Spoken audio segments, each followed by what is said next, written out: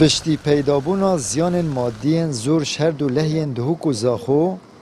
نویسینگاه دهوک یا دزگه خیرخوازی بخشین کمپینکش بو کنوکرنا هاریکاریا بو خلک زیان وکفتی را گهان کمپینا کمکرنا هاریکاریان بو زیان وکفتین لحین دهوک و زاخو در را گهینین نسبت وان هاریکاریا اوید که هم ده کنوکین ده ترکیز ها وینا سر دراوی و کوپاره اوجی مثلا زکات نوکه که امید هیوا رمضان دا خلک ما یه خیرخواز و خدا پیدای او دشه زکات خوینی تو هر واسا کلوپلت ناف ماله بس لیران بجین اف کلوپلت هنه پیتویا کلوپلک نیبی داخلک بخو استفاده لبکد چه دوشک و بطانی بن آنکو آهن خور نبن ملبند دهوی که کمال دادیاری کردستان همجدل پشتوانیا دزگه خیرخوازی بخشین کن که امریکا اف برادر ما و اندام ملویری آماده بوی کن بوی لسرانسر کردستانه طبعا پیغمبر صلی الله علیه و سلم بجد ان الله في عون العبد ما كان العبد في عون اخيه تبيام همي هاريكابين على قدر المستطاع من يسر على مؤسر يسره الله عليه في الدنيا والآخرة هر کسی سونایی پیش بخید اب زرمندیا چه بوی لافای دهوی که بزاخو خودت عالج دی هاریکابید بوان کسا چالاگوان و ماموستاین آینی جیب گرنگی و بحث رول بخشیند کن که هر دم جه پیتوی بویا و هاریکاری گهاندین خلک هجار و ندار و اف کمپینه جی باشترین نمونه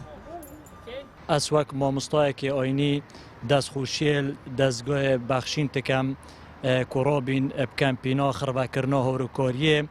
بو ضررمند لافا و دوکه و زاخو اجا بلا ام بسلمان همو وکرا دست خو دریش کین بو هاروکاریه و براستی دعمک و قوت یا دستگاه بخشین بکین و اوا ضررمندا خلاص کین و رزگار بکین چون که امی بر خود دین براستی حکومت و حرم گلکا کم ترخم برانبری اوا قضیا السال چویش افتشتهات ریدان هم الدوکی و هم الگلک جدی کل کردستان بل تعویض و خلقینا کریه با گرینگی و او کو ام فرق جداهی نه خینا ما بینا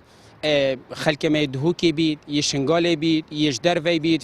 فلسطینی بید هر جهه بید ما خل چه عردا ما خو ندا پاش ملهمی عردا الحمدلله ما یه خو کریا خدان و ما هاریکاریا وی خلک خو کری گل هندی جی حکمت ما یا خمسار بو یک تو وقتی دا هاریکاریا وی خلک ما نگریا بدرستی ان شاء الله رک خراوا ما رک خراوا بخشین ام همیشانید خو گل خلک خو دیوان هاریکاریا خر وگین و دیگه خلک خو ضررمند ام خو اولاتر بینین شهر کسکی کو هاریکاری ابگهینینا خلق خو وکی هر جار اجبری نوکجی دزگاه خیرخوازی یه بخشین هاریکاری گهاندنا اوی خلقی هم دخوازش خیرخواز و دولمن داد کین کاچا و هر وکش بری نوکه دست هاریکاری درش کریه افروجی بین دست هاریکاری بو خلق ما خوشتوی الپارزگاه دهوک و الاداره سربخو یا زاخو درش بکن و ام وک نویسینگاه دهوک بشن اوان هاریکاری ابگهینینا اوی خلق زیانمند